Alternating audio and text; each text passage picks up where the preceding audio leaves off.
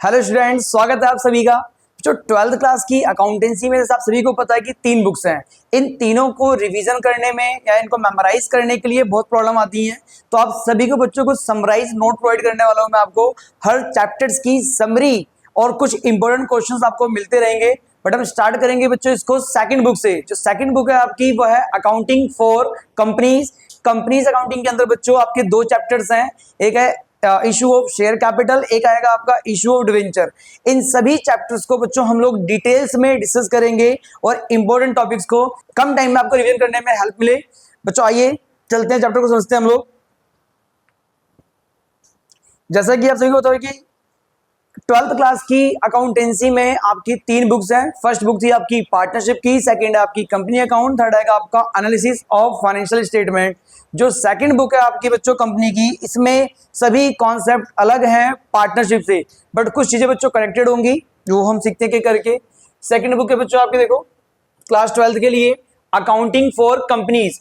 Companies accounting बच्चों 24 marks की है। इसमें टोटल आपके 2 चैप्टर कवर होंगे। 2 चैप्टर कौन कौन से हैं?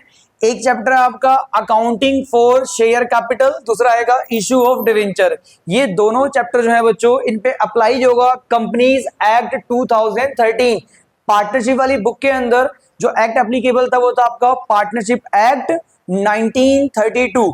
इसमें कौन सा एप्लीकेबल होगा? आपका कंपनीज एक्ट 2013। सभी गाइडलाइंस इनकी फॉलो करनी है आपको। जो बच्चों आपका इस बुक में फर्स्ट चैप्टर है वो है अकाउंटिंग फॉर शेयर कैपिटल। यहां आप देख रहे हैं बच्चों 2 वर्ड आ रहे हैं, एक है शेयर, दूसरा है आपका कैपिटल। दोनों वर्ड का मीनिंग बच्चों हम अलग अलग समझते हैं। शेयर क्या होता है, कैपिटल क्या होता है। तो स्टार्ट करते हैं बच्चों पहले हम लोग कैपिटल से। कैपिटल जो है बच्चों एक फर्म के लिए जो कैपिटल है बच्चों वो ब्लड का काम करता है, क्योंकि विदाउट कैपिटल हम किसी भी बिजनेस को रन नहीं कर सकते। कैपिटल एक फर्म के पास फाइनेंशियल सपोर्ट कहां से मिलेगी, फंड का अरेंजमेंट हम कहां से करते हैं। तो बच्चों एक टॉपिक आता है आपका सोर्स ऑफ कैपिटल। फर्म के पास पैसा कहां से आएगा। तो बच्चों इसको 4 पार्ट में कैटेगराइज किया गया है। First one is equity share capital, second आएगा आपका प्रेफरेंस शेयर कैपिटल। दोनों शेयर कैपिटल में डिफरेंस क्या होता है इसके बारे में आप लोगों ने डिटेल में पढ़ा हुआ है 11th क्लास के अंदर बीएसटी में। तो बच्चों इसके बारे में तो कुछ और भी पॉइंट्स हैं, मैं बता दूंगा आप लोगों को। थर्ड होता है आपका डेट। डेट होता है उधार का पैसा। एंड फोर्थ होगा आपका रिजर्व एंड सरप्लस। 4 सोर्स बताया मैंने आपको, equity share, preference share, debt और आएगा आपका reserve and surplus. Equity share में प्रेफरेंस शेयर में डिफरेंस क्या होता है? इक्विटी शेयर होल्डर के पास वोटिंग राइट होता है, बट प्रेफरेंस शेयर होल्डर के पास वोटिंग राइट नहीं होता। बच्चों इक्विटी शेयर होल्डर्स का रेट ऑफ डिविडेंड फिक्स नहीं होता, बट प्रेफरेंस शेयर होल्डर्स का रेट ऑफ डिविडेंड फिक्स होता है। कंपनी के लिक्विडेशन के टाइम पे पहले पैसा किसको मिलेगा? प्रेफरेंस वालों को, बाद में किसको मिलेगा? इक्विटी वालों को। तो इनके बीच का जो डिफरेंस है काफी कुछ आप लोगों को पता भी होगा। रही बात बच्चों डेट की, डेट को 2 पार्ट में डिवाइड किया गया है, शॉर्ट टर्म और लॉन्ग टर्म। अगर एक फर्म को कोई पैसा रीपे करना है विद इन अ ईयर, 1 साल के अंदर, तो वो काउंट होता है आपका बच्चों शॉर्ट टर्म डेट के अंदर। और 1 साल के बाद पे करना होगा तो कहां आएगा वो? लॉन्ग टर्म डेट में। तो जो लॉन्ग टर्म डेट है इसी का एक एग्जाम्पल क्या होता है? डिवेंचर। डिवेंचर एक long term source of fund होता है। लास्ट वन होगा आपका रिजर्व एंड सरप्लस। जो फर्म के पास पैसा बचा कर रखा होगा उसे बोलेंगे हम लोग रिजर्व एंड सरप्लस। अब इसमें आगे बढ़ते हैं, कंटिन्यू करते हैं हम लोग कि इनको हम रिटर्न क्या करते हैं। शेयर होल्डर्स को कंपनी जो रिटर्न करती है अमाउंट वो करती है बच्चों डिविडेंड। डिविडेंड का अमाउंट रिटर्न किया जाता है। डेट को बदले में क्या देते हैं हम लोग बच्चों? इंटरेस्ट। और इनको पे करने के बाद एक फर्म के पास जो पैसा बच जाएगा उसे बोलते हैं हम लोग रिटेन्ड अर्निंग, जो अपने पास ही हम एक्यूमुलेट करते हैं। तो जो सोर्सेस 4 हैं, इन चारों को रिटर्न क्या किया जाता है? वो रिटर्न वाला पार्ट आ गया। अब याद रखना कि इनको हम लोग काउंट करते हैं बच्चों किसके अंदर? ऑनर के अंदर। ये कंपनी के मेंबर होते हैं, ऑनर होते हैं, और ये बच्चों आपका डेट का पैसा होगा, उधार का पैसा होगा, ये एक्सटर्नल सोर्स होता है। अब ध्यान दें, इनको जो अमाउंट रिटर्न किया आपने डिविडेंड, डिविडेंड को हम बोलते हैं एप्रोप्रिएशन अगेंस्ट प्रॉफिट, और इंटरेस्ट को बोलते हैं चार्ज अगेंस्ट प्रॉफिट। दोनों में डिफरेंस क्या है? चार्ज का मीनिंग फर्म को प्रॉफिट हो या ना हो ये अमाउंट आपको रीपे करना ही पड़ेगा, बट एप्रोप्रिएशन का meaning up to the profit, जितना प्रॉफिट है उतना ही डिस्ट्रीब्यूट करेंगे, प्रॉफिट नहीं तो इसको डिस्ट्रीब्यूट नहीं करेंगे। यानी एक फर्म के लिए ये तो कैपिटल के सोर्स से, इनको जो रिटर्न करते हैं उसे क्या बोलते हैं हम लोग? Cost of capital. तो कॉस्ट ऑफ कैपिटल में आएगा डिविडेंड प्लस में इंटरेस्ट। एक फर्म ने जो रिटर्न किया अमाउंट वो है डिविडेंड का और इंटरेस्ट का। तो बच्चों जो ये चैप्टर है आपका अकाउंटिंग फॉर शेयर कैपिटल, इसमें दो वर्ड आ रहे थे, एक शेयर और दूसरा कैपिटल। कैपिटल मतलब फंड, फाइनेंस। एक फर्म के पास फाइनेंस यानी कि पैसों का अरेंजमेंट कहाँ कहाँ से होता है बच्चों, वो सोर्सेज ये रहे। और एक कंपनी इनको बदले में क्या देती है, वो अमाउंट ये रहा। इनको हमें ऐड करके क्या आएगा फर्म के लिए, क्या बच्चों, कॉस्ट ऑफ कैपिटल। जो कैपिटल पे आपको रिटर्न करना पड़ेगा उसे बोलेंगे हम लोग कॉस्ट ऑफ कैपिटल। चलिए आगे बढ़ते हैं। पहला पॉइंट समझ में आ गया कैपिटल। सेकंड आएगा बच्चों आपका शेयर। शेयर की बात करें हम लोग तो जो शेयर को देखें, जो शेयर का पार्ट है इसके लिए एग्जांपल ले रहा हूं मैं। लेट करते हैं कि किसी कंपनी के अंदर जो फंड रिक्वायर्ड है या जो लोगों ने अमाउंट लगाया है वो अमाउंट कितना आपका टोटल है 1 लाख रुपीस। इसको 5 लोगों ने इन्वेस्ट किया हुआ है इक्वल अमाउंट, प्लस सभी ने मिलाकर बच्चों लगा कितना 1 लाख, और एक व्यक्ति का हिस्सा कैसे होगा equal. It mean share of 1 person. 1 lakh rupees का इन्वेस्टमेंट था आपका और कितने लोगों ने लगाया इसको बच्चों, 5 लोगों ने। तो एक व्यक्ति का शेयर कितना आ गया, 20,000 रुपए का शेयर आ गया एक व्यक्ति का। अब ये तो स्टार्टिंग के टाइम में अमाउंट लगा दिया, अब कंपनी ने ये अमाउंट लगाकर बिजनेस स्टार्ट कर लिया। अब बच्चों एक पॉइंट और अजम्पशन लेते हैं हम लोग। सपोज करते हैं कि ये बिजनेस रन हो रहा है बच्चों 5 साल तक। After 5 year retained earning rupees 50,000। हम ये मान के चल रहे हैं कि 5 सालों के अंदर फर्म के पास जो रिटेन्ड अर्निंग है वो कितनी है बच्चों, 50,000 की। रिटेन्ड अर्निंग का अमाउंट हमारी कैपिटल के अंदर ऐड हो जाता है। फिर हमारा अमाउंट क्या आता है बच्चों, नेट वर्थ का अमाउंट। जो अमाउंट हमने किसी को डिस्ट्रीब्यूट नहीं किया वो होता है आपका रिटेन्ड अर्निंग, वो कैपिटल में ही एक्यूमुलेट होता रहेगा, ऐड होता रहेगा। तो यहां देखें 1 लाख से स्टार्ट किया था, 5 साल के बाद अब जो नेटवर्थ हो गई कितनी होगी, वो 1.5 लाख। पहले भी अमाउंट 5 लोगों का था, अब भी अमाउंट कितने लोगों का है, 5 लोगों का। तो पर पर्सन का शेयर कितना आ गया यहाँ पे 30,000। इट मींस आपने स्टार्ट किया था 20,000 रुपए लगाकर, अब उसकी शेयर की वैल्यू कितनी होगी आपकी 30,000, यानी आपने जो हिस्सा लगाया था उसकी वैल्यू इंक्रीज हो गई। अब एक व्यक्ति का शेयर कितने का हो गया 30,000 का। अगर आप शेयर मार्केट में इन्वेस्ट करेंगे तो आपको 2 बेनिफिट मिलते हैं। कौन कौन से, पहला आपको रिटर्न क्या मिलेगा, डिविडेंड। दूसरा जो अमाउंट आपने इन्वेस्ट किया था उसकी मार्केट में शेयर प्राइस का जो अमाउंट होगा बच्चों वो इंक्रीज होता रहेगा। जैसे कि इन्वेस्ट किया था 20,000 रुपए, आज उसकी वैल्यू कितनी हो गई है 30,000। तो इसके अकॉर्डिंग आपको 2 बेनिफिट मिलेंगे, रिटर्न में मिलेगा डिविडेंड, दूसरा पर शेयर वैल्यू भी आपकी इंक्रीज होती रहेगी। तो बच्चों शेयर का नॉर्मल मीनिंग होता है हिस्सा। इसी को हम आगे और डिटेल में समझते हैं। जैसे यहां देखिए बच्चों आप लोग, एक कंपनी जब क्रिएट होगी तो कंपनी बनने से पहले कुछ लीगल प्रोसीडिंग फॉलो करनी होती है। लीगल पार्ट क्या क्या होंगे, कंपनी का रजिस्ट्रेशन कहां पर होता है, ROC के पास। ये सारा टॉपिक भी आप लोगों ने 11th क्लास के अंदर रीड किया हुआ है, फॉर्मेशन ऑफ कंपनी। तो ROC क्या होगा, रजिस्ट्रार ऑफ कंपनी, जहां पे कंपनी का रजिस्ट्रेशन होता है। तो कंपनी आपको एक सर्टिफिकेट प्रोवाइड करती है, उस सर्टिफिकेट को हम क्या बोलते हैं, COI। COI क्या होगा आपके लिए, सर्टिफिकेट ऑफ इनकॉर्पोरेशन। इसको हम लोग कंपनी का बर्थ सर्टिफिकेट भी बोलते हैं। तो जब यहां पर ध्यान देना कि कंपनी के कुछ डॉक्यूमेंट्स होते हैं मेन, जैसे कि आपने सुना होगा MOA और AOA के बारे में। MOA क्या होता है, मेमोरेंडम ऑफ एसोसिएशन, और AOA क्या होगा, आर्टिकल ऑफ एसोसिएशन। MOA के अंदर कंपनी से जुड़ी हुई 6 बातें लिखी होती हैं। कंपनी का नाम क्या है, कंपनी का एड्रेस क्या होगा, कंपनी में कितनी कैपिटल लगी है, और कंपनी का प्रॉपर एड्रेस क्या है, सब्सक्रिप्शन क्लोज कितना होगा, ऑथराइज कैपिटल कितनी होंगी, सारी बातें कहाँ मेंशन होती हैं आपकी MOA के अंदर। MOA में ही एक क्लोज कौन सा होता है, कैपिटल क्लोज। ये दिखाता है कि एक कंपनी शेयर के रूप में टोटल कितना अमाउंट मंगवा सकती है, फंड कितना अरेंज करेगी। तो बच्चों इस कैपिटल क्लोज के अंदर जैसे लिखा होगा, हम लेट करते हैं कि इस फर्म की टोटल कैपिटल है कितने की, 5 लाख रुपए की। ये बच्चों ने अजम्पशन ले ली कि 5 लाख की है। इस टोटल अमाउंट को हम लोग शेयर कैपिटल के रूप में मंगवा सकते हैं। कैपिटल क्लोज के अंदर जो मेंशन होगा, इट मींस कि इस कंपनी को ROC से इतनी परमिशन मिली है कि इतना पैसा हम लोग शेयर के रूप में पब्लिक से डिमांड कर सकते हैं। अब ध्यान देना, इस 5 लाख के हम 2 पार्ट कर रहे हैं। टोटल वैल्यू कितने की है बच्चों इसकी, 5 लाख, ये रजिस्टर्ड कैपिटल है इनकी। अब हमने माना कि इस कंपनी का एक हिस्सा, इस 5 लाख में से एक पार्ट कितने का मिलेगा आपको, 10 रुपए का। इस 10 रुपए को बोलेंगे हम लोग मिनिमम डिनोमिनेशन, इस कंपनी का जो एक हिस्सा है कितने का मिलेगा बच्चों, वो 10 का। इस एक हिस्से को ही क्या बोलेंगे हम लोग, फेस वैल्यू या फिर ओरिजिनल वैल्यू। ये होता है क्या, उस कंपनी का मिनिमम डिनोमिनेशन होता है। अगर इस कंपनी का एक हिस्सा 10 रुपए का है तो टोटल कितने हिस्से हो जाएंगे, कितने शेयर्स हो जाएंगे इसके, इसको इससे डिवाइड किया तो कितना आ गया आपका 50,000। तो बच्चों ये टोटल कैपिटल का अमाउंट है और इस कैपिटल के दो पार्ट कर दिए। मिनिमम पार्ट जो होगा, मिनिमम डिनोमिनेशन जो होगा कि एक हिस्सा कितने का मिलेगा, उसे बोलेंगे हम लोग बच्चों फेस वैल्यू या फिर ओरिजिनल वैल्यू। और इसके पार्ट कितने हो जाएंगे आपके 50,000। तो ये कहलाते हैं बच्चों आपके शेयर्स। आई थिंक शेयर और कैपिटल दोनों वर्ड्स का मीनिंग आपको अच्छे से समझ में आ गया होगा। आगे कंटिन्यू करते हैं। तो जो एमओए और एओए में लिखा हुआ है उसके अंदर हम चेंजेस कर सकते हैं, लेकिन चेंजेस करने के लिए आपको कुछ रेजोल्यूशन, कुछ कंसेंट चाहिए होती है शेयर होल्डर्स की। तो एक पार्ट आता है आपका for alteration of MOA and AOA. जो आपने एमओए और एओए में लिख दिया, क्या वो हमेशा के लिए फिक्स हो जाता है? तो नहीं, इसमें हम चाहे तो बच्चों फ्यूचर में चेंजेस कर सकते हैं। चेंजेस करने के लिए जो शेयर होल्डर्स होते हैं उन सभी की कंसेंट की रिक्वायरमेंट होती है।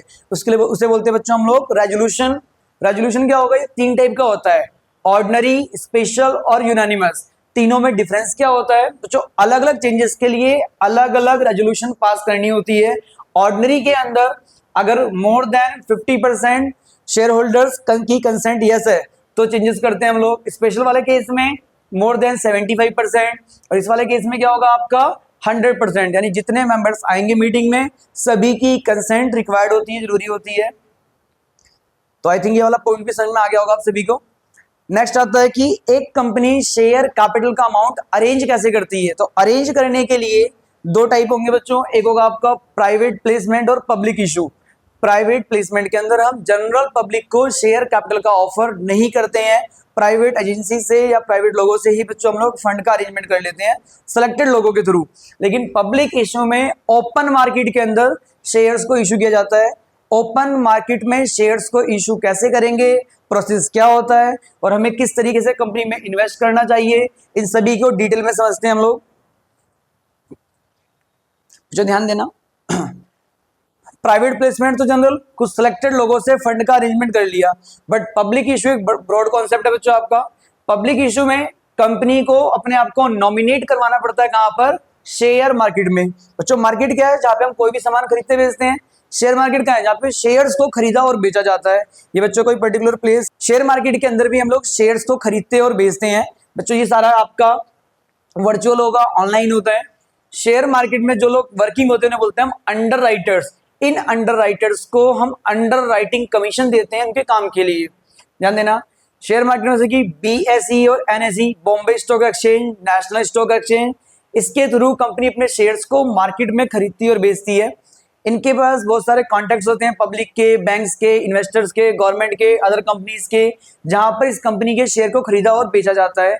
जो आउटसाइडर है, पब्लिक है, वो किसी भी कंपनी में इन्वेस्ट करने के लिए इन 2 डेटा को चेक करते हैं, सेंसेक्स और निफ्टी। सेंसेक्स और निफ्टी बच्चों एक इंडिकेटर है जो एक आइडिया देता है कि मार्केट के अंदर शेयर्स का प्राइस अप जा रहा है या फिर डाउन जा रहा होगा। सेंसेक्स टॉप 30 कंपनी के डेटा का एवरेज एनालाइज करता है और निफ्टी को बोलते हैं हम लोग निफ्टी 50। ये टॉप 50 कंपनी के डेटा को एनालाइज करता है बच्चों। इनके बेस पे एक रफ आइडिया मिलता है कि कब मार्क को मार्केट में पैसा लगाना है, कब वहां से विड्रॉ करना है। और इनके साथ में मार्क को एक होता है बच्चों पीई रेशो। पीई रेशो के साथ भी एनालाइज करना होता है। पीई क्या होता है, प्राइस अर्निंग रेशो, कि किस टाइम पे पैसा लगाना है, किस टाइम पे आपको विड्रॉ करना होगा। आप सभी को पता है मार्केट के अंदर बच्चों अप एंड डाउन चलते रहते हैं। अप वाले पार्ट को बोलते हैं हम लोग बुलिश मार्केट, डाउन को बोलते हैं बियरिश मार्केट। मतलब कि अगर मार्केट अप जा रही है तो इस केस में आपको शेयर को बच्चों बेचने में फायदा होता है, और अगर मार्केट डाउन जा रही है तो यहाँ पे शेयर्स को परचेज करने में बेनिफिट मिलेगा। ये जो है अप एंड डाउन चलेगा, बट इसका जो एक एवरेज रिटर्न होता है वो हम एनालाइज करते हैं किसके थ्रू, पीई रेशो के थ्रू। तो ये टॉपिक आपका बच्चों बाद में आएगा, अभी 12th क्लास में नहीं है बिल्कुल, क्या है क्या नहीं है, इसको हम डिटेल में बाद में एनालाइज करेंगे। बट हाँ, किसी कंपनी में आपको शेयर में इन्वेस्ट करना है तो कुछ चीजों का ध्यान रखना होता है। ये जो सेंसेक्स निफ्टी डेटा प्रोवाइड करते हैं ये एग्जैक्टली नहीं होता, ये जो एवरेज डेटा होता है, तो खाली इनके बेस पे नहीं करना, यहाँ से कुछ आइडिया लेना होता है, कुछ पी रेशियो का पार्ट आएगा, कुछ ग्राफ्स को, कैंडल को एनालाइज करना होता है, उसके बाद आपको कंपनी में इन्वेस्ट करना होता है। तो वो फ्यूचर के पार्ट है, उनको बाद में देखेंगे हम लोग। तो एक कंपनी इस मार्केट के थ्रू शेयर्स को खरीदती है और बेचती है। यहाँ जो लोग वर्किंग होते हैं उन्हें क्या बोलते हैं हम लोग? अंडरराइटर्स। इनको बदले में क्या मिलता है? Underwriting commission. और कंपनी को सभी गाइडलाइंस फॉलो करनी होती है, किसकी? सेबी की, security exchange board of India की। एक कंपनी जितने शेयर इश्यू करती है उसका मिनिमम 90% शेयर्स बच्चों बिक जाना चाहिए, सब्सक्राइब हो जाना चाहिए। अगर वो नहीं बिकता है तो ये लोग इनके थ्रू उसका मिनिमम सब्सक्रिप्शन जो होगा, लीगल प्रोसीडिंग जो होती है बच्चों, वो पूरा करवाते हैं, ताकि वो कंप्लायंसेस जो भी होंगे कंपनीज के वो सारे पूरे फुलफिल कर लिए जाए। बच्चों जो शेयर कैपिटल है कंपनी की, उसकी बात करें तो उसको 3 पार्ट में डिवाइड किया गया है। बच्चों आज की जो क्लास है बिल्कुल बेसिक क्लास है। शेयर्स क्या होते हैं, कैपिटल क्या होगी, कंपनी कैसे पैसा मंगवाती है, चेंजेस कब कब करते हैं हम लोग, शेयर मार्केट क्या होगा, सेंसेक्स, निफ्टी, सब कुछ बेसिक कॉन्सेप्ट्स हैं, ताकि जब हम चैप्टर को रनिंग में करें बच्चों तो आगे ज्यादा आपको प्रॉब्लम फेस ना करनी पड़े। अब एक आएगा बच्चों classification of share capital. Classification of share capital की बात करें तो कैपिटल को 3 पार्ट में डिवाइड किया गया है। अथोराइज्ड, इसको हम और नाम से भी जानते हैं, नॉमिनल या फिर रजिस्टर्ड कैपिटल। इसका मतलब है कि एक कंपनी का रजिस्ट्रेशन कितनी कैपिटल के लिए हुआ है, कि ये मैक्सिमम कितना अमाउंट शेयर कैपिटल के रूप में मंगवा सकती है, उसे बोलेंगे अथोराइज या नॉमिनल या रजिस्टर्ड कैपिटल। सेकंड होगा आपका इशूड कैपिटल, थर्ड होता है आपका सब्सक्राइब कैपिटल। इसका मतलब हम कितना पैसा पब्लिक से शेयर के रूप में मंगवा सकते हैं। इशूड, कितना पैसा भी हम लोगों ने पब्लिक से मंगवाया। सब्सक्राइब, पब्लिक ने कितना यहां से शेयर परचेज किया फिर एक्सेप्ट किया होगा। तो एग्जांपल भी लेते हैं बच्चों, यहाँ पे लेट करते हैं कि भाई कंपनी मंगवा सकती है या फिर जो रजिस्टर्ड हुई है वो 1 लाख रुपए के लिए, बट कंपनी ने अभी जो इसमें से अमाउंट मंगवाया कितना है? 60,000। पब्लिक ने परचेज कितना किया? 55,000। तो बच्चों ये तीनों जो होंगे, ये सबसे बड़ा पार्ट है, उससे छोटा ही होगा, उससे छोटा ही होगा, ये तीनों आपस में इक्वल भी हो सकते हैं। तो इन तीनों के बीच में एक इंटरकनेक्शन होता है। इस इंटरकनेक्शन के ऊपर बच्चों एमसीक्यू क्वेश्चन कई बार आया हुआ है। Authorised share capital greater than या equal to issued share capital greater than या equal to subscribe share capital, यानी ये वाली वैल्यू या तो इसके बराबर होगी या फिर इससे ज्यादा होगी, और ये वाली वैल्यू या तो इसके बराबर होगी या फिर इससे ज्यादा होगी। इस इक्वेशन को ऐसे लिखो या इसको हम ऐसे लिख सकते हैं, subscribe share capital less than issue share capital less than authorise share capital, यानी ये वाला पार्ट बड़ा है, इससे छोटा ये, उससे छोटा ये, तो ये आपस में इक्वल भी हो सकते हैं और ग्रेटर देन का पार्ट भी आएगा बच्चों। तो कैपिटल को 3 पार्ट में डिवाइड करते हैं कि एक कंपनी का नॉमिनेशन या रजिस्ट्रेशन कितने अमाउंट के लिए हुआ है शेयर के रूप में, उसे बोलेंगे हम लोग अथोराइज शेयर कैपिटल। कितना शेयर का अमाउंट मंगवाया वो होगा आपका इशूड कैपिटल, और पब्लिक ने कितना एक्सेप्ट किया, कितना परचेज किया, उसे बोलेंगे सब्सक्राइब शेयर कैपिटल।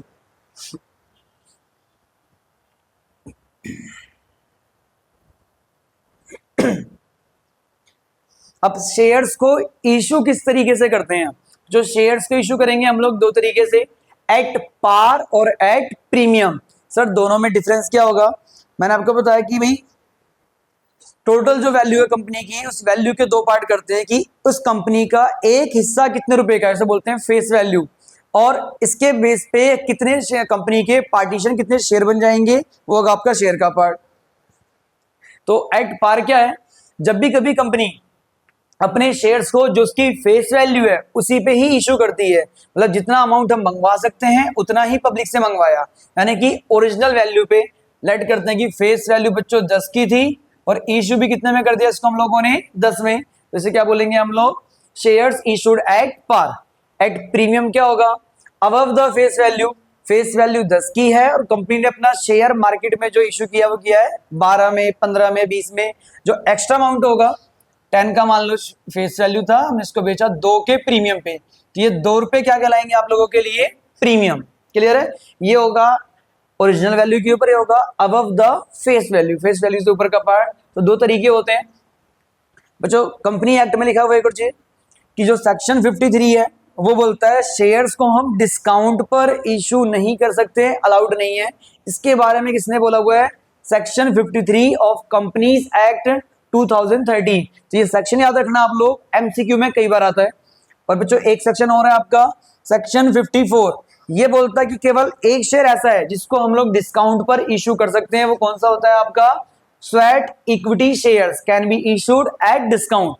ये इसका सेक्शन 53 है, इसका कौन सा 54। सर ये स्वैट इक्विटी शेयर्स कौन से होते हैं बच्चों? ये वो शेयर्स हैं जो कंपनी अपने एम्प्लॉइज को ऑफर करती है, बट उन्हीं एम्प्लॉइज को जो कंपनी की टर्म कंडीशंस को फुलफिल करते हैं, पूरा करेंगे। मतलब अगर आप किसी कंपनी में कॉन्टिन्यूस वर्किंग है, कंपनी की गाइडलाइंस है कि आप लगातार 3 साल या 5 साल काम करेंगे, तो आप लोग एलिजिबल हो कंपनी के स्वैट इक्विटी शेयर परचेज करने के लिए। कंपनी ये ऑफर क्यों देती है? तो बच्चों इस वाले केस में कंपनी इन शेयर्स को मार्केट प्राइस से कम प्राइस पर अपने लेबर को या अपने एम्प्लॉइज को ऑफर कर देती है। ऐसा इसलिए किया जाता ताकि एक फर्म के अंदर लेबर टर्नओवर रेशियो को हम रोक सकें, क्योंकि वही वर्कर मान लो ये जो पार्ट है कंपनी बच्चों के लॉस का पार्ट है, बट कंपनी का इनडायरेक्ट वे में फायदा भी है। पहले हम बात करते हैं एम्प्लॉई के फायदे की। एम्प्लॉइज को ये शेयर मार्केट प्राइस से कम प्राइस में मिल जाता है, तो वो लोग क्या करते हैं, कंपनी से परचेज कर कर किसी और को, आउटसाइडर को हाई रेट में बेच देते हैं, जिस टाइम में मार्केट रेट होगा। एम्प्लॉई को तो ये बेनिफिट मिल गया। कंपनीज के लिए बेनिफिट क्या होगा? ये उन्हीं वर्कर को ऑफर किया जाएगा जो कॉन्टिन्यूअस 3 ईयर 5 ईयर या फिर कुछ और साल काम कर रहे होंगे, तो कंपनी की जो भी गाइडलाइन उनको फुलफिल करते हैं। तो ऐसा करने से कंपनी अपने बिजनेस के अंदर लेबर टर्नओवर रेशियो को रोक पाती है। जब हम लेबर टर्नओवर रेशियो को रोकते हैं तो उस केस में वेस्टेज कम होती है, ट्रेनिंग पे खर्चा कम आता है, तो कंपनी को इनडायरेक्ट वे में कहीं ना कहीं बेनिफिट मिलता है। तो ये शेयर बच्चों हम लोग डिस्काउंट पे मार्केट रेट से कम पर इशू करते हैं। आई थिंक ये वाला पॉइंट भी समझ में आ गया होगा बच्चों। कंपनी अकाउंट की बात करें तो कंपनी अकाउंट को करने से पहले आप सभी को कुछ बेसिक क्वेश्चंस का आंसर पता होना चाहिए, जो थियोरेटिकल पार्ट है आपका, और वो बिलोंग करता है 11th क्लास से। तो 11th क्लास में कुछ मेन क्वेश्चन थे जिसके बारे में बात करते हैं हम लोग। एक था फीचर्स ऑफ कंपनी, कंपनी के फीचर्स क्या क्या होते हैं। कंपनी सेपरेट लीगल एंटिटी है, इनको कॉमन सी प्रोवाइड होती है, परपेचुअल सक्सेशन होगा। तो ये सभी फीचर आप एक बार रीड कर लेना ताकि आपको बेनिफिट उसका कंपनी के फीचर समझ में आ जाए। सेकंड, डिफरेंस क्या होता है इक्विटी शेयर कैपिटल में और प्रेफरेंस शेयर कैपिटल में। इक्विटी वालों का रेट ऑफ डिविडेंड फिक्स नहीं होता, बट प्रेफरेंस वालों का फिक्स रेट ऑफ डिविडेंड होगा। या फिर एक क्वेश्चन रहेगा difference between share capital and debt या डिवेंचर। शायद ये क्वेश्चन जो है आपका चैप्टर नंबर जो 9 है डिवेंचर वाला, वहां मिलेगा, शेयर के चैप्टर में ना मिले आप लोगों को। तो डेट के बीच में डिफरेंस है या डिवेंचर के बीच में, दोनों का आंसर आप लोगों को सेम लिखना है। और इस पूरे चैप्टर में जो आपके बोर्ड के एग्जाम में क्वेश्चंस आते हैं बच्चों, वो हर बार फिक्स हैं, मेनली यही क्वेश्चंस आते हैं जो क्वेश्चन बनेंगे। एक होता है forfeiture of share capital. Sir ये फॉरफीचर क्या होता है? जब कोई शेयर होल्डर टाइम पे किसी कंपनी को अमाउंट पे ना करे, मतलब कंपनी ने पैसा मांगा उसे टाइम पे नहीं किया, तो कंपनी एक नोटिस देने के बाद उनके शेयर्स को फॉरफिट कर लेती है, जब्त कर लेती है। सर इसका मीनिंग, सॉरी इसे भी कट कर देना। हाँ, इसे और बेटर क्लियर करता हूँ बच्चों में। जैसे आप सभी को पता है हम लोग अपने घरों में कुछ बाइक, स्कूटीज या कुछ और भी एसेट इंस्टॉलमेंट में लेकर आते हैं। अगर हम टाइम पे पेमेंट ना करें तो कंपनी वाले जो आपने इंस्टॉलमेंट का अमाउंट पे कर दिया है वो अमाउंट भी रख लेते हैं, साथ में आपकी असेट को भी जब्त कर लेते हैं। बट हम गुड्स के लिए उनके लिए वर्ड यूज करते हैं क्या? रीपोजिशन। बट सिक्योरिटी की बात करें, अगर आपने कुछ अमाउंट पे कर दिया, कुछ पे नहीं किया, तो उस केस में जो कंपनी आपके शेयर को क्या करेगी बच्चों? फॉरफिट, उसे बोलते हैं हम लोग फॉरफीचर। सिक्योरिटी के लिए वर्ड यूज करेंगे हम लोग फॉरफीचर, और गुड्स के लिए या असेट के लिए वर्ड क्या यूज करते हैं हम लोग? रीपोजिशन, यानी कि जब्त करना। एक आएगा आपका प्रोराटा। प्रोराटा बना है बच्चों प्रपोर्शनेट वर्ड से। किसी कंपनी में मान लो शेयर है 1 लाख और पब्लिक ने ऑफर कर दिया 1 लाख से ज्यादा के लिए, इट मींस ओवर सब्सक्रिप्शन। ज्यादा के लिए जब लोग अप्लाई करते हैं कंपनी के अंदर, तो उस केस में कंपनी के पास तो शेयर कम है, तो उनको बच्चों प्रपोर्शनेट बेसिस पे शेयर अलॉट किए जाएंगे, बेचे जाते हैं, उसे बोलते हैं हम लोग प्रोराटा। कब रहेगा उसमें एक्सट्रैक्ट बैलेंस शीट। ये एक्सट्रैक्ट बैलेंस शीट क्या होती है? तो पूरी बैलेंस शीट ना बनाकर उस बैलेंस शीट का एक पार्ट बनेगा जो इस चैप्टर से बिलोंग करता है कि ये पार्ट बैलेंस शीट में कहाँ कहाँ रिकॉर्ड होते हैं। एक पार्ट हो रहेगा share issued for other than cash consideration, यानी एक कंपनी शेयर इशू कर रही है, उसके बदले में कैश नहीं आ रहा, हमने किसी असेट्स को परचेज किया होगा, यानी शेयर इशू किए गए हैं कैश को छोड़कर किसी और पार्ट के लिए, उसे बोलेंगे shares issued for other than cash consideration. ये चारों टॉपिक मैंने बच्चों इसलिए लिखी है कि आपको एक रफ आइडिया मिल जाए कि पूरे चैप्टर में मेन टॉपिक्स क्या क्या होते हैं। तो स्टार्ट करेंगे बच्चों हम लोग बेसिक जनरल एंट्री से। जो बेसिक जनरल एंट्रीज है वो सभी क्वेश्चनों के लिए बच्चों कॉमन रहेंगी। चाहिए आगे बढ़ते हैं इसमें। बच्चों पेज नंबर 1 है आपका, पेज नंबर 1 की पिक क्लिक कर लो एक बार, आप लोग स्क्रीनशॉट ले लेना इसकी। Okay done. पेज नंबर 2 पे आ जाते हैं। सेकंड पेज ये है आपका, सेकंड पेज की पिक ले लो आप। पहले में था कि कैपिटल क्या होता है, सेकंड पेज था आपका शेयर। तो ओवरऑल यहां से आ जाएगा बच्चों शेयर कैपिटल क्या होगा। थर्ड है कंपनी का फॉर्मेशन कैसे होता है, उसका मिनिमम वैल्यू क्या होगी, कितने हिस्से बनेंगे। एंड नेक्स्ट वन चेंजेस कब कब करते हैं और किस तरीके से शेयर का पैसा मंगवाया जाता है। एक कंपनी अपना शेयर मार्केट में कैसे इश्यू करती है और किन चीजों का हमें ध्यान रखना होता है। ये सारे बच्चों जनरल नॉलेज के लिए हैं, इन सभी के बारे में डिटेल में फ्यूचर में आएगा। नेक्स्ट पेज आपका ये बच्चों, शेयर के 3 टाइप होते हैं, तीनों में इंटर कनेक्शन क्या होगा, ये नहीं है। एक पेज आपका ये शेयर को इश्यू करते हैं हम लोग पार और प्रीमियम पे, सेक्शन 53, 54 ये याद रखना आप लोग। नेक्स्ट लास्ट वन ये कि कौन कौन से टॉपिक इंपॉर्टेंट है आप लोगों के लिए। तो बच्चों ये आई थिंक 8 to 9 पेजेस होंगे बच्चों, इन सभी का स्क्रीनशॉट ले लिया होगा आप लोगों ने, इन सभी के नोट्स प्रिपेयर कर लेना ताकि आपको रिवीजन में और हेल्प मिले। चलिए बच्चों आगे बढ़ते हैं। इस चैप्टर के अंदर मेनली जर्नल एंट्री आएंगी। जर्नल एंट्री की बात करें तो जर्नल एंट्री जो होंगी वो हम केसेस कौन कौन से होंगे, जर्नल एंट्री कौन कौन सी होती हैं, सभी को बच्चों एक एक करके समझते हैं। और आप प्लीज सभी वीडियो में बने रहिए, आप सभी को इन सभी की डिटेल नॉलेज बच्चों प्रोवाइड कर दूंगा मैं। चलिए जर्नल एंट्री पे चलते हैं। चलिए बच्चों वीडियो में आगे कंटिन्यू करते हैं हम लोग। तो आज हम सारा बेसिक कवर कर लेंगे, ये बेसिक जर्नल एंट्रीज क्या होती हैं आप लोगों को मैंने बच्चों सिंपल वे में समझा दिया। शेयर्स, कैपिटल, सोर्सेज, इन सभी के बारे में पता लग गया। अब स्टार्ट करते हैं बच्चों हम लोग जर्नल एंट्री पे। एक कंपनी अपने शेयर का पैसा किस तरीके से मंगवाती है। शेयर्स के अमाउंट को बच्चों हम 2 तरीके से मंगवा सकते हैं, 2 पार्ट होते हैं इसके। एक होगा आप लोगों के लिए बच्चों लमसम और एक होता है आपका इंस्टॉलमेंट। लमसम में कंपनी ने सारा अमाउंट एक बार में पब्लिक से मंगवा लिया, तो बच्चों इस वाले केस के अंदर सारा अमाउंट आपको एक सिंगल इंस्टॉलमेंट में रिसीव हो जाता है। और यहाँ पर वो कंपनी जो अमाउंट होगा बच्चों उसको टुकड़ों में मंगवाती है इंस्टॉलमेंट के अंदर। सर दोनों में डिफरेंस क्या होगा, अगर सारा पैसा कंपनी ने एक बार में मंगवा लिया तो पूरे अमाउंट पे कंपनी को डिविडेंड पे करना पड़ेगा। बट अगर कंपनी इंस्टॉलमेंट में मंगवाती है तो जितना पैसा हमने करंट ईयर में मंगवाया होगा उसी वैल्यू पर ही क्या पे करेंगे हम लोग, डिविडेंड पे करते हैं। पूरी वैल्यू पर जो डिविडेंड है वो रिटर्न नहीं होगा। तो कंपनी को लगता है कि अगर रिक्वायरमेंट कम की है तो उसके अकॉर्डिंग बच्चों वो कम अमाउंट मंगवाती है, बाकी अमाउंट वो फ्यूचर में मंगवाएगी। तो दोनों ही ऑप्शन होते हैं कंपनी के पास। इन दोनों केस में जर्नल एंट्री हम क्या क्या करेंगे ध्यान देना। लमसम में तो सारा अमाउंट एक बार में मिल गया आपको। अगर इंस्टॉलमेंट की बात करें तो एक फर्म की इंस्टॉलमेंट क्या होगी, पहले पब्लिक से बच्चों एक एप्लीकेशन फॉर्म के साथ में एप्लीकेशन मनी रिसीव होती है। उसके बाद श्योरिटी के लिए कंपनी से सेकंड इंस्टॉलमेंट मंगाती है, कौन सी, अलॉटमेंट की, आपके शेयर को अलॉट कर दिया गया है, इतना अमाउंट आपको और पे करना होगा। नेक्स्ट होता है आपका बच्चों call money. Call means demand. Company को जब रिक्वायरमेंट होगी तो कंपनी बच्चों पब्लिक से कॉल मतलब कि नोटिस प्रोवाइड करती है।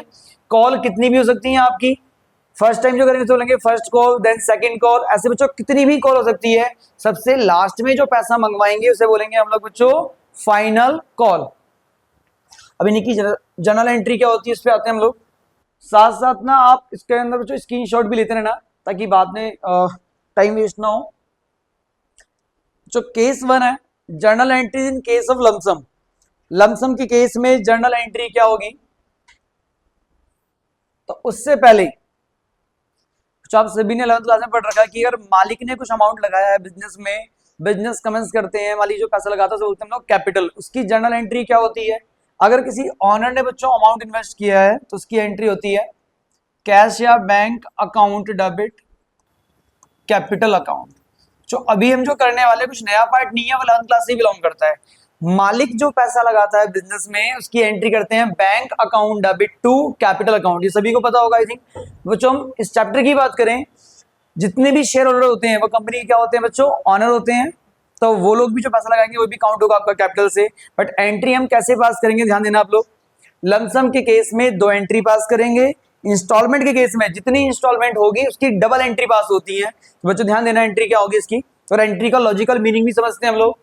फर्स्ट एंट्री, आउटसाइडर ने, पब्लिक ने बच्चों एप्लीकेशन फॉर्म भरकर ऑनलाइन वे में कंपनी को प्रोवाइड कर दिया टोकन मनी के साथ में।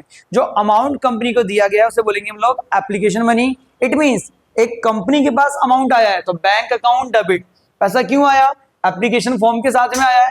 तो बच्चों लमसम में और इंस्टॉलमेंट होती रही, इसलिए लिखेंगे हम लोग एप्लीकेशन एंड अलॉटमेंट, दोनों नाम एक साथ आएंगे, एप्लीकेशन एंड अलॉटमेंट। फॉर्म के पास पैसा आया एप्लीकेशन मनी के द्वारा, ठीक है, तो पहला अमाउंट तो अगर तो रिसीव करने के लिए। अब कंपनी पे डिपेंड करता है जो हमारे पास अमाउंट आया है इस अमाउंट को एक्सेप्ट करें या फिर इसको रिजेक्ट कर दें। कंपनी ने अगर ये पैसा पब्लिक को वापस कर दिया, शेयर रिजेक्ट कर दिए, तो इसकी रिवर्स एंट्री हो जाएगी, ये नाम डेबिट में जाएगा और बैंक का नाम क्रेडिट में आएगा।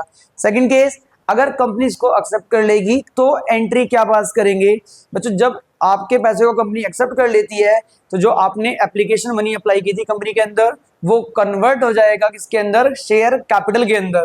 तो एंट्री पास करते हैं हम लोग, share application and allotment account debit to share capital account. पहले ये जो एंट्री थी आपकी ये अमाउंट रिसीव होने की है, बाद में कंपनी ने इसको बच्चों एक्सेप्ट किया है, ये अलग डेट पे होता है और ये अलग डेट पे। अगर मैं इन दोनों एंट्री को मर्ज कर दूं तो एंट्री क्या होगी बच्चों, फर्स्ट और सेकंड एंट्री को हम मर्ज कर देते हैं तो इसमें क्रेडिट वाला पार्ट और इस वाले में डेबिट वाला पार्ट आपस में कैंसिल हो जाएंगे। सेम नाम है एप्लीकेशन एंड अलॉटमेंट, क्योंकि अमाउंट पहले आपको मिला है बच्चों, बाद में रिसीव हुआ, बाद में ड्यू हो रहा है, दोनों एंट्री को मर्ज करेंगे तो ये वाला पार्ट कैंसिल हो गया। मेन क्या बचेगा, bank account debit to share capital, और मालिक जो पैसा लगाता है उसे भी क्या बोलते हैं हम लोग, बैंक टू कैपिटल। पहले सारा पैसा कंपनी में एक बार में आ गया था, यहाँ पर कुछ हिस्सेदारी है लोगों की, तो नाम क्या आएगा साथ में बच्चों, शेयर कैपिटल, क्योंकि ये अमाउंट एक व्यक्ति का नहीं है, कई सारे लोगों का है, तो नाम लिखेंगे आप लोग बच्चों यहाँ पे शेयर कैपिटल। यानी कि जो एंट्री आपने 11th क्लास में की थी उसी के बेस पे क्या होगा आपका ये वाला टॉपिक भी होगा, क्योंकि पहले अमाउंट फॉर्म को रिसीव हुआ है एप्लीकेशन फॉर्म के द्वारा। अब अगर इस एप्लीकेशन फॉर्म को कंपनी ने एक्सेप्ट कर लिया तो ये एप्लीकेशन फॉर्म का अमाउंट किसमें कन्वर्ट हो जाएगा, कैपिटल के अंदर। दोनों एंट्री अलग अलग डेट पे होती हैं, इसलिए दोनों का बच्चों हमारे को सेपरेट पास करना होता है।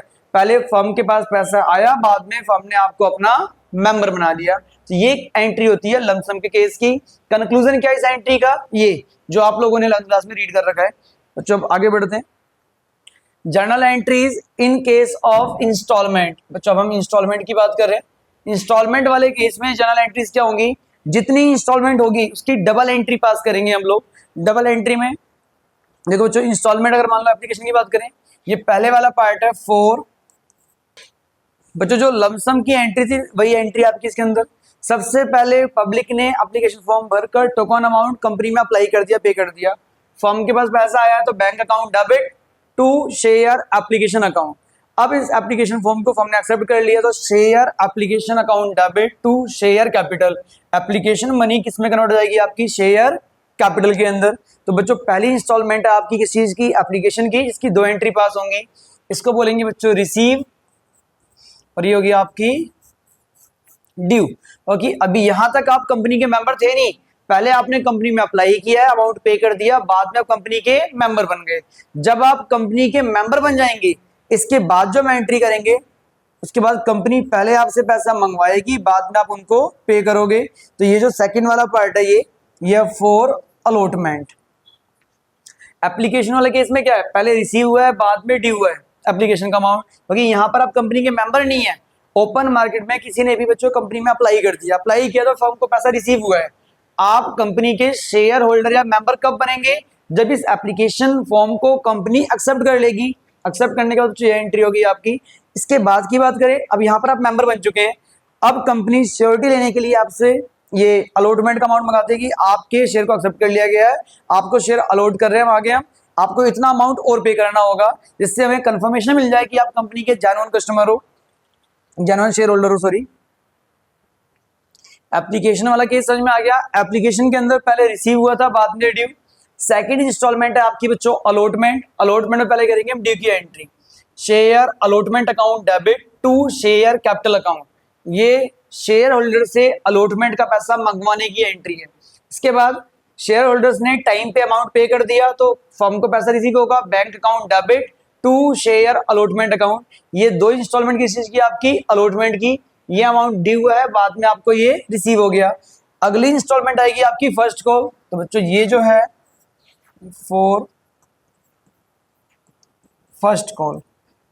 बच्चों जो एंट्री सेम रहेंगी, चेंजेस क्या आएंगे, जहां पर अलॉटमेंट नेम था अब इसमें क्या आ जाएगा वहां पे फर्स्ट कॉल, यानी थर्ड एंट्री जो ड्यू की थी, ड्यू में नाम था शेयर अलॉटमेंट, अब आएगा शेयर फर्स्ट कॉल अकाउंट, यानी इस इंस्टॉलमेंट की ये ड्यू की एंट्री है और ये रिसीव की एंट्री है, यानी हर इंस्टॉलमेंट की एंट्री सेम होगी, उस इंस्टॉलमेंट का नाम चेंज होता रहेगा।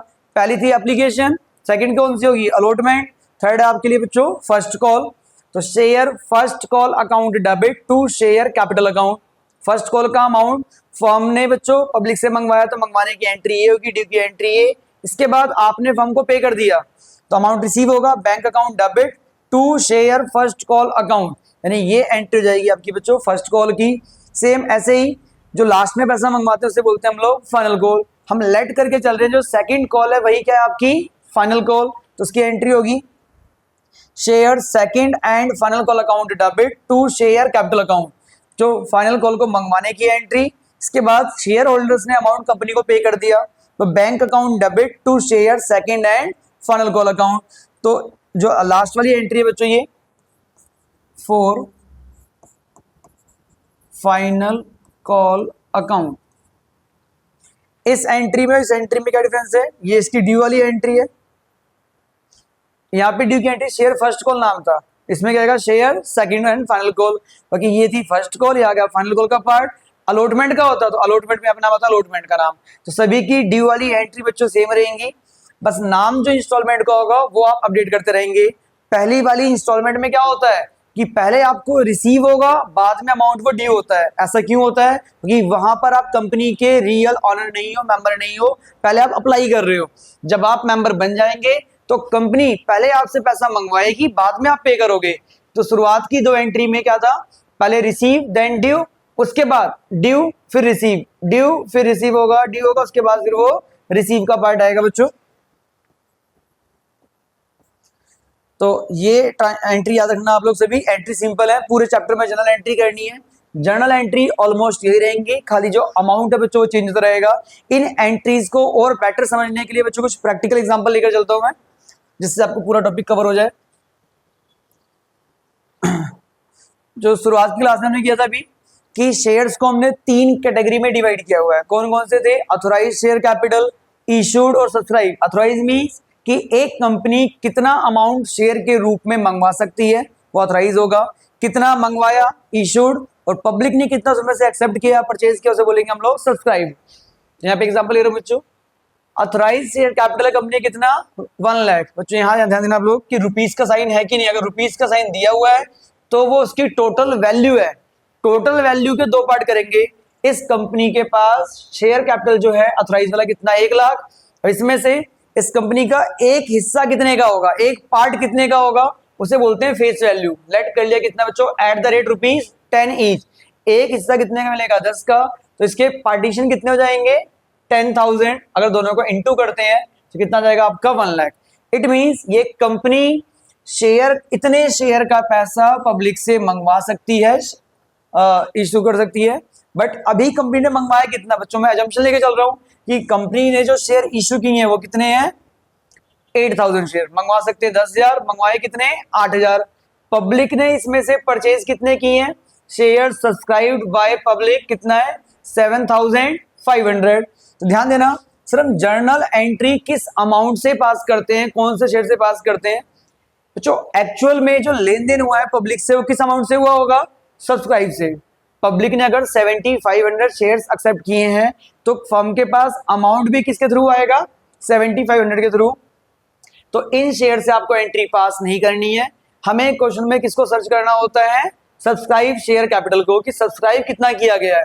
सब्सक्राइब वाले से आप एंट्री पास करेंगे क्योंकि इसके अकॉर्डिंग ही पब्लिक से और कंपनी के बीच में बच्चों लेन देन होता है। तो इसकी एंट्री क्या होगी, यहाँ पे इंस्टॉलमेंट के बारे में कोई इंफॉर्मेशन नहीं है तो मैं लेट कर रहा हूँ कि सारा अमाउंट एक सिंगल इंस्टॉलमेंट पे, इट मींस एप्लीकेशन के टाइम पे आपको रिसीव हो गया होगा। तो एंट्री देखें आप सभी, लमसम के केस में एंट्री क्या थी, bank account debit to share application and allotment account. पहले कंपनी के पास पैसा आया है, अमाउंट आया कितना होगा, तो ध्यान देना शेयर कितने हमने इशू किए हैं 7,500, और एक शेयर कितने का था आपका 10 का, तो अमाउंट कितना आ गया आपका ये 75,000। तो बच्चों ये वाला पार्ट मेंशन करने की रिक्वायरमेंट नहीं है, मैंने आपको समझाने के लिए लिख दिया कि अमाउंट आया कैसे। पहली entry bank account debit to share application and allotment account 75,000। Second entry अब कंपनी ने अगर ये एप्लीकेशन फॉर्म एक्सेप्ट कर लिया तो आप कंपनी के मेंबर बन जाएंगे, ऑनर बन जाएंगे, तो आपने जो अमाउंट दिया था वो किस में कन्वर्ट हो जाएगा, कैपिटल के अंदर। तो उसे क्या बोलेंगे हम लोग, शेयर कैपिटल। तो इसकी एंट्री होगी share application and allotment account debit to share capital account 75,000 entry वही है जो मैंने आपको बच्चों इससे पहले लिखवा दी थी, क्योंकि अगर इन दोनों एंट्री को मर्ज कर दें तो इस वाले पार्ट से ये वाला पार्ट कैंसिल हो जाएगा। जब इससे कैंसिल हो गया, सॉरी इसके क्रेडिट से इसका डेबिट वाला पार्ट जो कैंसिल हो जाएगा, तो बचेगा क्या, bank account debit to share capital. और मालिक जो पैसा कंट्रीब्यूट करता है उसे क्या बोलते हैं, bank to capital account. Same entry है बच्चों वही, बट आपको कैंसिल नहीं कर रहा। ठीक है, ये थे आपका बच्चों जो केस था, ये था लमसम का कि जो अमाउंट है वो सारा कंपनी ने एक बार में मंगवा लिया। तो इस केस में कंपनी को जो डिविडेंड रिटर्न करना होगा वो रिटर्न करेंगे हम लोग, जितना अमाउंट आपको रिसीव हुआ उसके ऊपर। अब हम एक केस करते हैं इंस्टॉलमेंट वाला है, जहां पर शेयर का अमाउंट इंस्टॉलमेंट में आ रहा है। एग्जाम्पल नंबर 2 कि ऑथोराइज शेयर कैपिटल कितने कंपनी की बच्चों, ₹3 लाख, रुपीज का साइन है तो वो उस कंपनी की टोटल वैल्यू है कि ये कंपनी टोटल 3 लाख रुपए के लिए रजिस्टर्ड हुई है। अब इस 3 लाख को हमने डिवाइड कर दिया कि इसकी फेस वैल्यू कितने की है, 150 ईच, यानी एक हिस्सा कितने का आएगा, 150 का। तो टोटल शेयर कितने बन जाएंगे इस कंपनी के अंदर, 2000, यानी कि हम 2000 शेयर मार्केट में इशू कर सकते हैं। बट अभी कंपनी ने बच्चों इशू कितना किया, यहाँ पे लिखा हुआ है शेयर इशूड कितने हैं, 1000। सर आपने कहा था 3 शेयर होते हैं, ऑथराइज्ड, इशूड और सब्सक्राइब। हमें इंफॉर्मेशन कौन सी है इसके अंदर, ऑथराइज दे रखा है, साथ में क्या दिया हुआ है, इशू वाला दे रखा है यहाँ पे पार्ट। सब्सक्राइब के बारे में कोई इंफॉर्मेशन नहीं है। जब सब्सक्राइब्ड शेयर कैपिटल के बारे में कोई इंफॉर्मेशन ना हो तो हम अजम्पशन लेकर चलेंगे बच्चों, लेट कर लेंगे जितने शेयर इशू किए गए हैं सारे बिक गए, सारे सब्सक्राइब हो गए। तो इस केस में आप इशूड वाले को ही क्या मान लेंगे, सब्सक्राइब, और इससे एंट्री पास करेंगे। अगर सब्सक्राइब दिया हुआ तो उसके अकॉर्डिंग, गिवन ना हो तो इशूड के इक्वल मान लेते हैं हम लोग। अब एक और चीज ध्यान रखना आप लोग बच्चों, इंस्टॉलमेंट का मतलब हम किस चीज की इंस्टॉलमेंट बनाते हैं, जो इसकी ओरिजिनल वैल्यू होती है, फेस वैल्यू, हम इसका इंस्टॉलमेंट बनाएंगे। 150 रुपीज को बच्चों ब्रेक किया जाएगा किसके अंदर, इंस्टॉलमेंट में। 150 में से एप्लीकेशन का टाइम पे 40 है, अलॉटमेंट पे 50, फर्स्ट कॉल 30 का और सेकंड एंड फाइनल कॉल कितने का, 30 का। 150 को ब्रेक किया हुआ है 4 पार्ट के अंदर, यानी जो फेस वैल्यू है हम उसकी इंस्टॉलमेंट बनाते हैं बच्चों। फेस वैल्यू को ब्रेक करते हैं अलग अलग पार्ट के अंदर, वो पर शेयर पे आएगा। नहीं, एक शेयर पे एप्लीकेशन पे इतना अमाउंट देंगे, एक शेयर के लिए अलॉटमेंट पे इतना, फर्स्ट कॉल पे इतना, फाइनल कॉल पे इतना। कंपनी टुकड़ों में पैसा क्यों मंगवाती है, क्योंकि जितना पैसा आएगा उसी पे ही रिटर्न देना पड़ेगा, फालतू रिटर्न नहीं देना। अब इनकी एंट्री क्या होगी देखते हैं हम लोग। First entry bank account debit to share application account. Sir amount कैसे आएगा इसके अंदर, शेयर कितने इशू किए हैं, 1000, और एप्लीकेशन फॉर्म कितने का, 40 का। 1000 इंटू में 40 कितना हो गया अमाउंट यहाँ पे, 40,000, यानी इस फॉर्म को एप्लीकेशन के टाइम पे टोटल कितना अमाउंट रिसीव हुआ, रिसीव की एंट्री ये रही। इसके बाद share application account debit to share capital account 40,000, ये एंट्री किसके लिए है, एप्लीकेशन के लिए। एप्लीकेशन की एंट्री हो गई। एप्लीकेशन वाले केस में पहले रिसीव बाद में ड्यू। अब आप कंपनी के मेंबर बन चुके हैं तो पहले कंपनी आपसे पैसा मंगवाएगी, उसके बाद आप कंपनी को पे करेंगे। सेकंड इंस्टॉलमेंट कौन सी है आपकी, अलॉटमेंट। तो अलॉटमेंट पे कितना अमाउंट मंगाया जाएगा, 1000 इंटू में 50 कितना हो गया, 50,000। तो थर्ड एंट्री जब करेंगे आप या अलॉटमेंट के लिए, पहले ड्यू, पहले कंपनी ने मंगवाया, बाद में आप कंपनी को पे करेंगे। एंट्री कंपनी के पॉइंट ऑफ व्यू से, कंपनी जब मंगवाएगी तो share allotment account debit to share capital account.